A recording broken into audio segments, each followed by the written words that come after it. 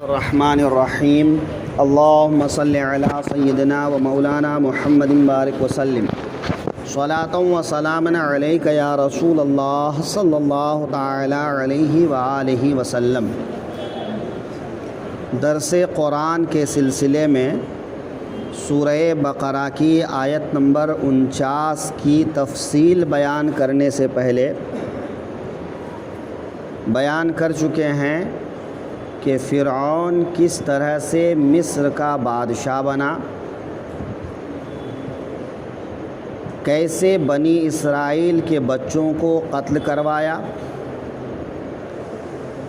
اور حضرت موسیٰ کن حالات میں پیدا ہوئے اور کن حالات میں بڑے ہوئے۔ اب آگے ملاحظہ فرمائیں کہ حضرت موسیٰ کے ہاتھوں ایک فرعونی کا قتل ہوا تھا جو غیر ارادی طور پر تھا، کہ ارادہ قتل کرنے کا نہیں تھا، لیکن ایک فرعون کی قوم سے اور ایک بنی اسرائیل کی قوم سے لڑ رہے تھے، تو چاہا کہ دونوں کو دور کر دیا جائے، لڑائی سے باز رکھا جائے۔ تو فرعون کی قوم کے آدمی کو ایک تھپڑ مارا تو وہ اسی میں مر گیا۔ جب دوسرے دن پھر وہی بنی اسرائیل کا آدمی دوسرے آدمی سے لڑنے لگا، تو جب حضرت موسیٰ کو سمجھ آیا کہ فتنہ برپا کرنے والا یہ بنی اسرائیلی شخص ہے، تو اس کو تھپڑ مارنا چاہا، تو وہ چلا اٹھا کہ اس دن جیسے تم نے بنی قبطی یا فرعون کے قوم کے آدمی کو مار ڈالا تھا، کیا مجھے بھی مار ڈالنا چاہتے ہو؟ تو اس طرح سے اس دن کا پردہ فاش ہو گیا۔ فرعون نے لوگوں کو، سپاہیوں کو بھیجا کہ جاؤ فوراً موسیٰ کو گرفتار کر کے لاؤ۔ اس کی خبر حضرت موسیٰ تک پہنچی اور وہ مصر سے باہر نکل گئے۔ مصر سے باہر نکل کر وہ پہنچ گئے مدین۔ مدین حضرت شعیب علیہ السلام اس زمانے میں وہاں پر پیغمبر تھے، نبی تھے۔ تو حضرت موسیٰ مدین سے قریب آبادی کے باہر جہاں لوگ بکریاں چراتے تھے، سورج ڈھلنے کے بعد شام سے کچھ پہلے ایک پیڑ سے ٹیک لگا کر بیٹھ گئے، اور اسی کے پاس میں ایک چشمہ تھا جہاں لوگ اپنی بکریوں کو گھر لے جانے سے پہلے پانی پلا رہے تھے۔ وہیں کچھ دور دو لڑکیاں جوان اپنی بکریوں کو لے کر کھڑی تھیں۔ تو دو جوان لڑکیاں بکریوں کو لے کر الگ تھلگ کھڑی تھیں، تو حضرت موسیٰ ان کے پاس آئے اور بولے کہ تم لوگ اپنی بکریوں کو پانی کیوں نہیں پلاتے اور یہاں سے کیوں نہیں چلے جاتے؟ تو ان لڑکیوں نے کہا کہ یہ سب مرد ہیں، جوان ہیں، ہم ان کے ساتھ بیچ میں لڑ بھیڑ کر نہیں جا سکتے، اس لیے ہم علیحدہ کھڑے ہیں کہ جب یہ بکریوں کو پانی پلا کر چلے جائیں گے تب ہم اپنی بکریوں کو پانی پلا کر جائیں گے۔ تو اسی چشمے کے قریب میں ایک بڑا سا پتھر پڑا ہوا تھا۔ حضرت موسیٰ نے اس پتھر کو اٹھایا، کنارے رکھا، اور اس کے نیچے صاف شفاف پانی تھا، اور لڑکیوں سے کہا کہ یہاں اپنی بکریوں کو پانی پلاؤ اور اپنے گھر چلے جاؤ۔ لڑکیوں نے بکریوں کو پانی پلایا اور اپنے گھر چلی گئیں۔ ادھر معمول کے وقت سے پہلے جب گھر پہنچ گئیں تو حضرت شعیب علیہ السلام نے پوچھا کہ تم لوگوں کو آنے میں روزانہ دیر ہوتی، آج جلدی کیسے آ گئی؟ تو لڑکیوں نے بتایا کہ بابا آج ہم کو ایک بھلا آدمی مل گیا تھا جس نے ایک پتھر کو اٹھا کر ہماری بکریوں کے لیے پانی نکالا، اور اس پانی کو پلا کر ہم جلدی گھر واپس آ گئے۔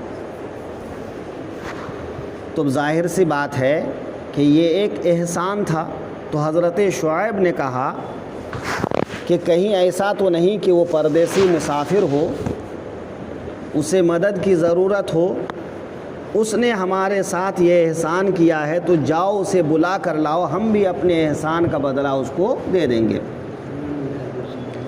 ایک لڑکی بلانے کے لیے گئیں، حضرت موسیٰ سے پورا حال بیان کیا اور کہا میرے باپ نے آپ کو بلایا ہے، چلیے۔ حضرت موسیٰ پیچھے ہو لیے، چلنے لگے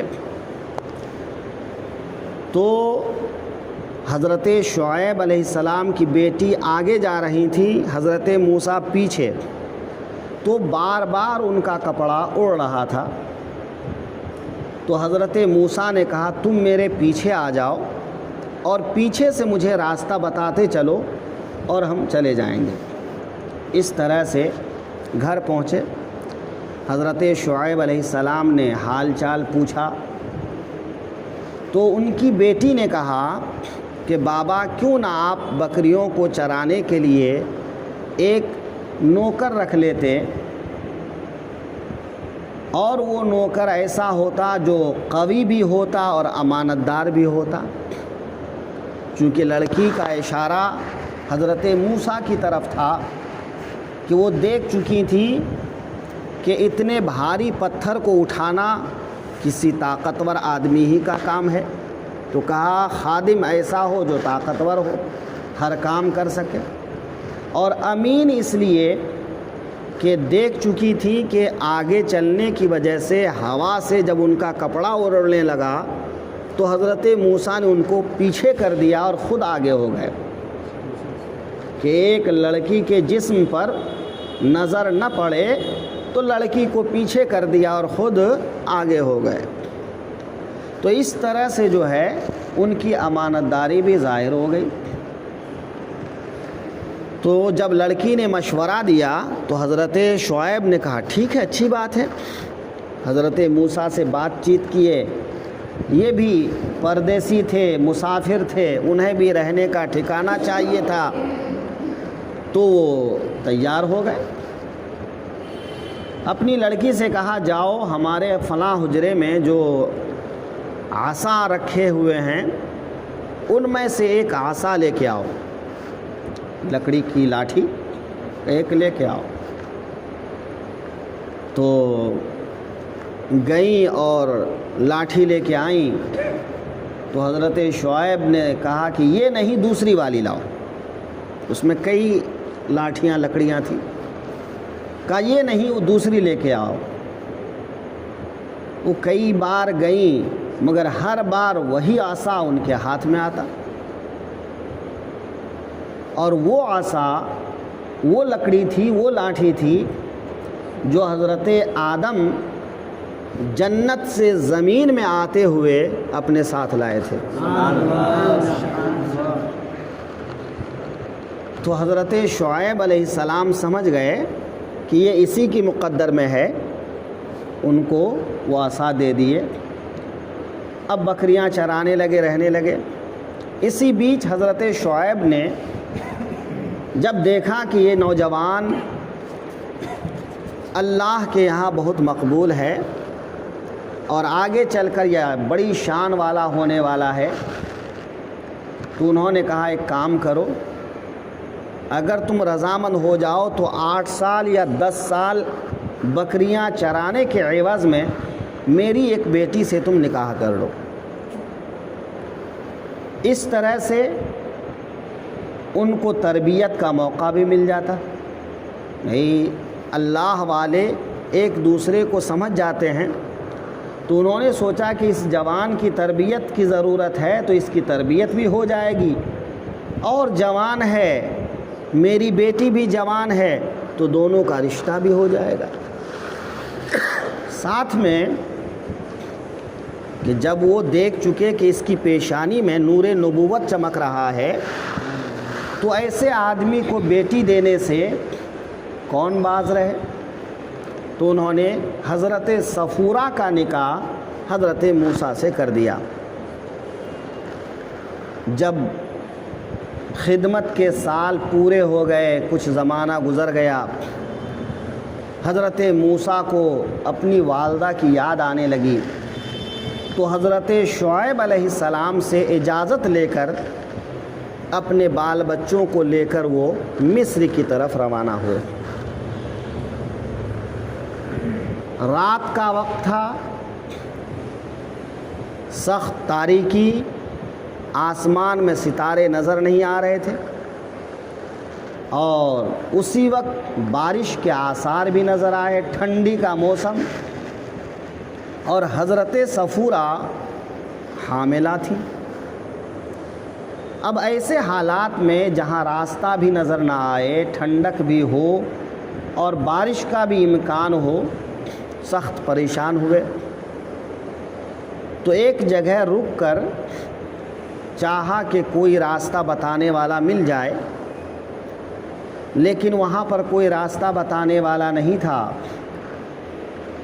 کچھ دور ایک روشنی نظر آئی، آگ نظر آئی، تو حضرت صفورہ سے کہا آپ یہیں بیٹھیے، میں جاتا ہوں، شاید اس آگ کے پاس کوئی آدمی رہے جو ہم کو راستہ بتا دے، یا نہیں تو میں کچھ انگارے لے آؤں جس سے ہم گرمی حاصل کریں۔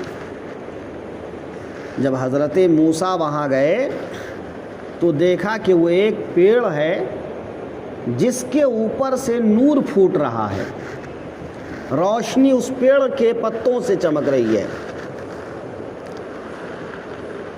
جگمگا رہا ہے۔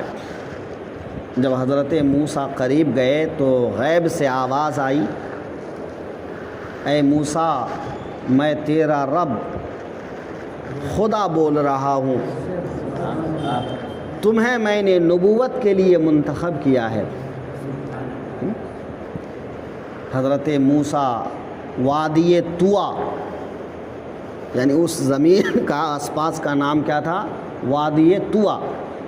قرآن پاک میں ہے فَاخْلَعْ نَعْلَيْكَ إِنَّكَ بِالْوَادِ الْمُقَدَّسِ طویٰ۔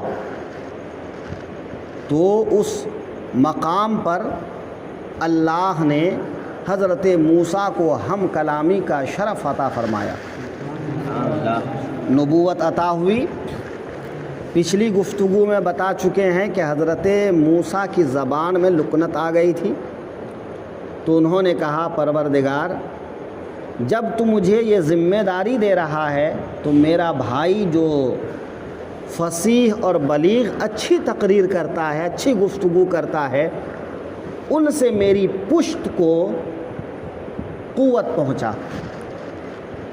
لہٰذا اللہ تعالیٰ نے حضرت ہارون کو بھی نبوت عطا فرما دی، اور دونوں مل کر فرعون کے پاس گئے اور اسے سمجھانے بجھانے کی کوشش کی، اس کو عدل و انصاف سے کام لینے کے لیے کہا، اور خدائی کا دعویٰ چھوڑ کر ایک اللہ وحدہ لا شریک کی عبادت کا حکم دیا۔ لیکن فرعون کسی طرح سے ماننے کو تیار نہیں تھا۔ بہت سارے واقعات درپیش ہوئے، معجزات کا ظہور ہوا۔ پھر ایک وقت آیا کہ حضرت موسیٰ نے فیصلہ کیا کہ اب یہ اس سے باز آنے والا نہیں ہے، تو اپنی قوم کو لے کر یہاں سے ہجرت کر لیا جائے۔ اللہ کا حکم پا کر حضرت موسیٰ اپنی قوم کو لے کر مصر سے روانہ ہو گئے، اور جب مصر سے نکلے تو صبح کے وقت میں جب دریا کے کنارے پہنچے، دریائے نیل یا بحر قلزم، زیادہ تر مفسرین نے بحر قلزم کہا ہے، جب اس کے کنارے پہنچے تو سامنے دریا اور پیچھے فرعون کا لشکر، بنی اسرائیل ڈر کے چلانے لگے۔ اتنے میں جو ہے اللہ کا حکم ہوا کہ موسیٰ پانی کے اوپر اپنی لاٹھی سے ماریے، آپ کو راستہ مل جائے گا۔ ایسے ہی حضرت موسیٰ نے کیا اور 12 راستے پیدا ہو گئے، سمندر کے اندر 12 راستے بن گئے، چونکہ موسیٰ علیہ السلام کے 12 قبائل تھے، بنی اسرائیل کے 12 قبائل تھے، تو ان کی تعداد کے لحاظ سے 12 راستے بنے۔ یہ قوم تھی تو اللہ کے انبیاء اور بہت مقبول بندوں کی اولاد، مگر بہت شریر بھی تھی، بہت ہٹ دھرم بھی تھی۔ کہنے لگے کہ ہم ایک راستے سے سب نہیں جائیں گے، ہر قبیلے کا الگ راستہ ہونا چاہیے، اور ایسا بھی نہیں کہ ایک قبیلے والے دوسرے قبیلے والے کو دیکھ نہ سکیں۔ اب پانی کی دیوار جو بنی تو اس میں جھروکھے بھی ہونے چاہیے تاکہ وہ ایک دوسرے کو دیکھ سکے۔ تو اس طرح سے جو ہے وہ دریا پار ہوئے۔ فرعون دریا کے کنارے پہنچا تو ڈرا کہ دریا میں نہ اترے، لیکن اتنے میں حضرت جبریل علیہ الصلاۃ والتسلیم ایک گھوڑی پر سوار ہو کر آ گئے۔ فرعون کا گھوڑا سامنے جب گھوڑی کو دیکھا تو اس کے پیچھے ہو پڑا۔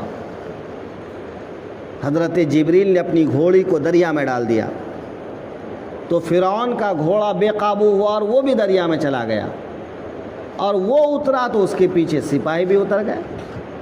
جب سارے کے سارے سپاہی اور فرعون سب جو ہے دریا میں اترے تو اللہ تعالیٰ نے پانی کو حکم دیا اور دریا کا پانی برابر ہو گیا، سب کے سب وہیں تباہ اور ہلاک ہو گئے۔ اس پر بھی بنی اسرائیلیوں کو یقین نہ ہوا کہ فرعون مرا کہ نہیں مرا۔ بولا ہم دیکھنا چاہتے ہیں کہ مرا کہ نہیں۔ تو پھر اللہ نے فرعون کی لاش کو پانی کے اوپر تیرا دیا۔ تو اسی کو قرآن پاک میں ایک جگہ کہا ہے کہ ہم نے فرعون اور اس کے ساتھیوں کو ہلاک کیا جو تم کنارے کھڑے ہو کر دیکھ رہے تھے۔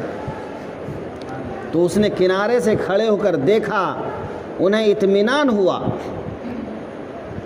اتنا بڑا انعام ہونے کے بعد بھی اگر وہ اطاعت نہ کرے تو اس قوم کو کیا کہیں گے؟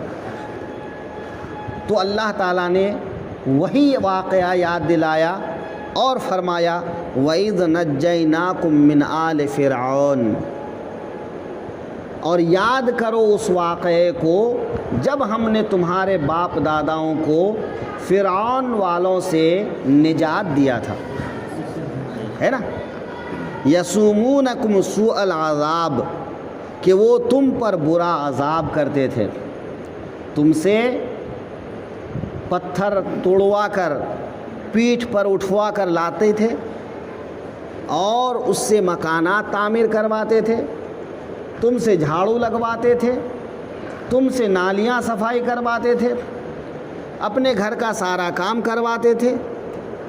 پھر اس پر تم پر ٹیکس لگا ہوا تھا، اگر کوئی ایک دن ٹیکس نہیں دے پاتا کہ دن بھر مزدوری کرو، شام کو لا کے سپاہی کو جو ہے ٹیکس دو، اگر نہیں دے پاتا تو کوڑے سے مارتا، دونوں ہاتھ یوں گردن کے پیچھے باندھ دیتا اور 1 مہینے تک ایسے ہی چھوڑ دیتا، کوڑے کی مار الگ سے۔ تو اس طرح کے عذاب میں وہ لوگ مبتلا تھے، تو اس عذاب سے اللہ نے نجات دیا۔ وَيُذَبِّحُونَ أَبْنَاءَكُمْ، اور تمہارے بیٹوں کو ذبح کرتے تھے، 12,000 لڑکوں کو اس نے ذبح کروایا تھا۔ وَيَسْتَحْيُونَ نِسَاءَكُمْ، اور تمہاری عورتوں کو بچیوں کو زندہ رکھتا تاکہ ان کو اپنی کنیز اور باندیاں بنا لے۔ وَفِي ذَلِكُمْ بَلَاءٌ، اور اس میں تمہارے لیے بلا عذاب تھا، من ربکم عظیم، تمہارے رب کی طرف سے بہت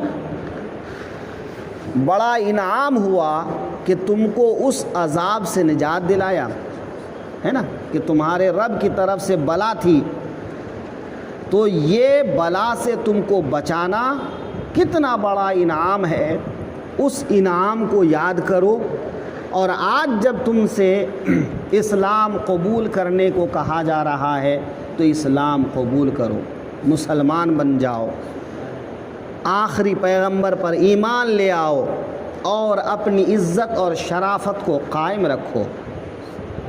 لیکن بہت سے اس میں سے ایمان لائے اور بہت سے نہیں بھی لائے، بلکہ انہوں نے سب سے زیادہ دشمنی کی، اور وہ دشمنی آج تک چلی آ رہی ہے کہ یہود و نصارہ آج بھی مسلمانوں کے سخت